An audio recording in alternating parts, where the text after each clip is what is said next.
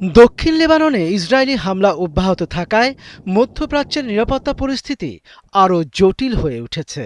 আন্তর্জাতিক নিরাপত্তা বিশ্লেষকদের মতে সংঘাতের এই প্রেক্ষাপটকে কৌশলগতভাবে ব্যবহার করছে ইরান। তাদের লক্ষ্য ওয়াশিংটন ও তেল আবিবের মধ্যে বিদ্যমান মতপার্থক্যকে আরও গভীর করা।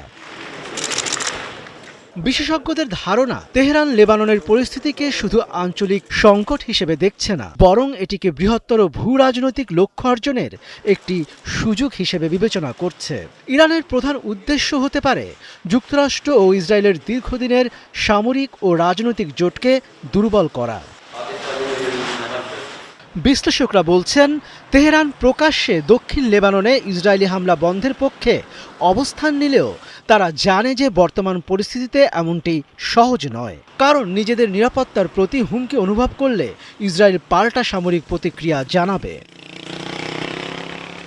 অন্যদিকে যুক্তরাষ্ট্রের চলমান কূটনৈতিক উদ্যোগ এবং সম্ভাব্য যুদ্ধবিরতি প্রচেষ্টার কারণে ইসরায়েল সাময়িক সংযম দেখাতে পারে বলে ধারণা করা হচ্ছে। তবে নতুন কোনো হামলা বা উস্কানির মুখে তারা দ্রুত প্রতিরোধমূলক ব্যবস্থা নিতে পারে বলেও মনে করছেন পর্যবেক্ষকরা।